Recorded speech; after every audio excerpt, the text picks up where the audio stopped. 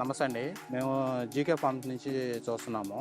GK నర్సరీలో ఏంటంటే మేము 3 లీటర్ ఫర్ 3 పీసెస్ నుంచి లీటర్ ఫర్ 8 పీసెస్ వరకు ట్రై చేస్తున్నామండి. ప్రతిసారి కూడా మాకు సక్సెస్ రేటే వచ్చిందండి. సక్సెస్ రేట్ రావాలంటే ఫస్ట్ నంబర్ 1 వాటర్ క్వాలిటీ అండి. బెస్ట్ వాటర్ క్వాలిటీ మెయింటైన్ చేసుకోవాలి. బెస్ట్ వాటర్ క్వాలిటీ వచ్చి ఏంటంటే వాటర్ పీపీటీ కూడా 8 to 15 పీపీటీలో చాలా బాగా వస్తుందండి. నర్సరీ చాలా బాగా వస్తుందండి.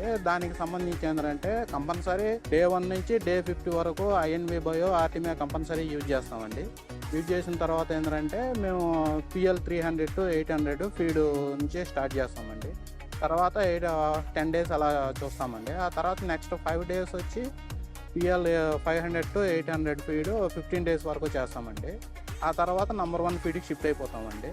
25 days వరకు వెళ్తామండి. 25 to 30 days వరకు కూడా ఆ ఫీడ్ మెయింటైన్ చేసుకుంటూ ఉంటామండి. మా కంపల్సరీ ప్రతిసారి షిఫ్ట్ చేసేటప్పుడల్లా మినిమం 0.8 grams నుంచి 1 gram వరకు గ్రోత్ వస్తుందండి. గ్రోత్ వచ్చిన తర్వాత ఏంటంటే కంపల్సరీ మేము షిఫ్ట్ చేస్తామండి. షిఫ్ట్ చేసిన తర్వాత కంపల్సరీ 30 daysలో 100 count కంపల్సరీ వస్తుందండి. నర్సరీ చేసిన సీడ్ ఇది ట్రూ అండి. ఇది కంపల్సరీ వస్తుంది.